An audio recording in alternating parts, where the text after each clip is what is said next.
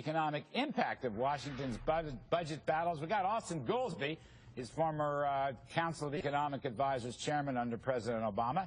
And we have Douglas Holtz-Eakin, his former Council of Economic Advisors chief economist under President Bush. All right, gentlemen, let me start with Mr. Goolsbee. Austin, the president said today if we have a shutdown, it's going to throw a complete wrench into economic recovery. What's your take? Well, it depends how long the shutdown is, and it depends how dysfunctional it is. So if it's a short little shutdown and then people kind of come to their senses and sort it out, I think the impact would be fairly modest. And if it's an extended shutdown, or if people start thinking, wow, they might actually default when it comes to the debt ceiling, then I think it'd be pretty bad. Doug Holtz-Eakin gets your same take. I mean, is this like a junior version of the sequester? Remember how awful the sequester was going to be? Turned out not to be awful. In fact, may turned out to have helped.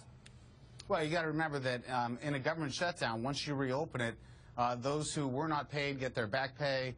The government spends the money it was going to spend anyway. So this turns out to be a big timing shift. And as Austin said, if there's a short shutdown, it won't even show up as a blip in the economic data.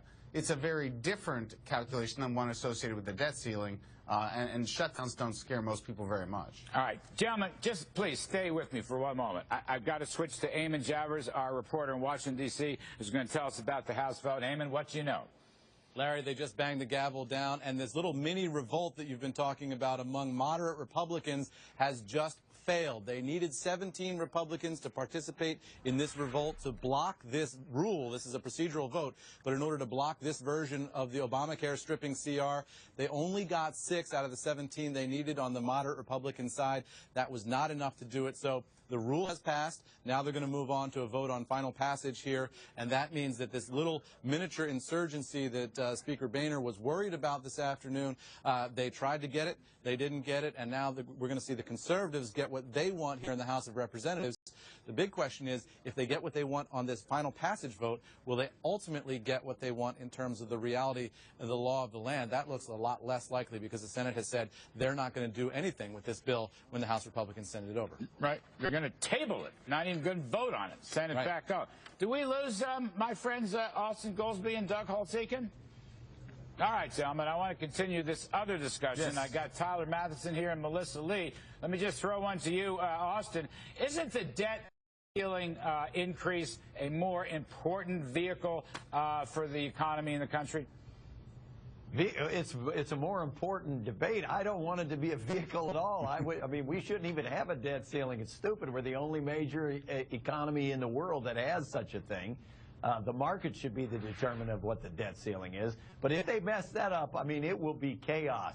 If you look back at the last debt ceiling fight, consumer confidence plunged the week that broke out into the public, and it did really pretty lasting damage to the economic growth of the country. It would be bad for the markets and bad for the economy. But the second time around, Doug, you have a little less worry, a little less fear. We came up against that debt ceiling thing back in 2011, and when all was said and done, it got resolved. So I wonder just how just how terrible the hit to confidence would be. The second time around, you're a little less fearful, it would seem to me. Certainly, I would agree with Austin about the impacts if you do, in fact, fail to raise the debt limit. First, you'll get some chaos, then you'll get technical default, then you get real big problems in the Treasury. Then the next issue is, when do people start developing expectations about those negative impacts? And as you point out, we keep having these solutions, which are last-minute solutions to these crises that avert the real implications. And, you know, it's just like Thelma and Louise. It's all just fine until you actually go off the cliff. And what we can't do is go off the cliff. And so as I look at this going forward, it's going to be interesting to watch it play out. So far, Democrats, the president in particular, have had the luxury of just standing back and saying, hey, we do nothing. But if we get to a situation where the debt limit looks like it's not going to go up, they're not going to have that luxury. We're going to have real negotiation and get a real deal. Austin, let's talk about the period before we actually go off the cliff, that purgatory of in-between period where we're sort of just grappling with this. You so aptly about the impact on a lot of different metrics of the economy, but what actually happens, for instance, this time around to the bond market? Because last time, the borrowing costs of the United States did not go up.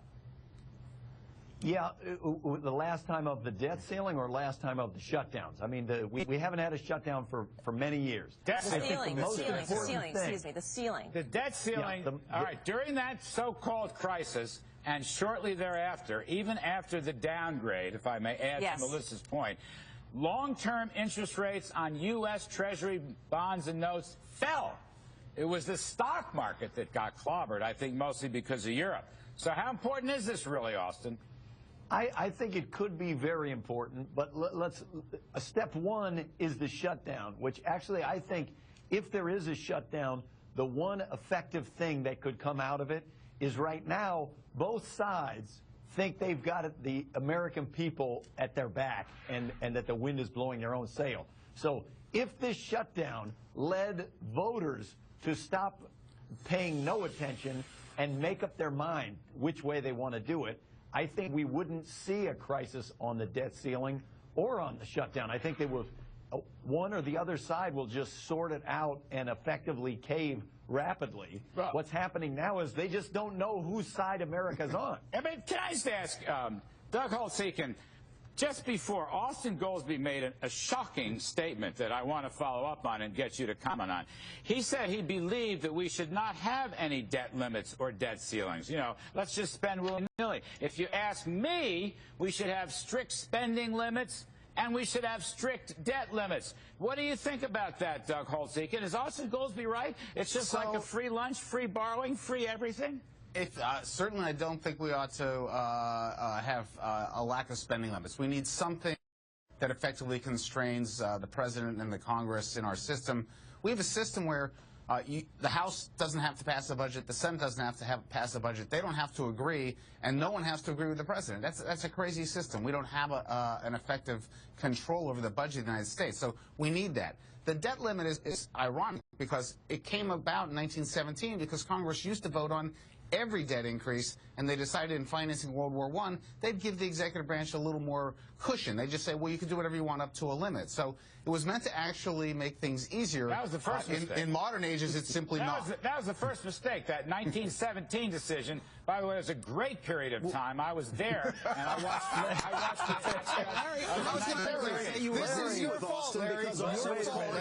But Austin, I want you to rethink your position on this free lunch you're talking about. Why am I the guy on Larry Kudlow's show defending the market? That's what I thought you Larry's for some law to be passed in Washington. I'm for the market to be the discipline. I want some rules and some discipline in our federal finances, Austin. I thought you agreed with me. Bureaucrats in Washington to come up with the laws. I just want the market. The free market is the surest path to prosperity, Larry. Yes. I've heard that somewhere. I know. The trouble is the free market doesn't issue an unlimited volume of Treasury debts and paper and Social Security and Medicare bankruptcy. And, oh, my God. 1917, though, that was a very interesting year. I got to get out of here. I got to get. By the way, the 20s were better when they slashed marginal tax rates.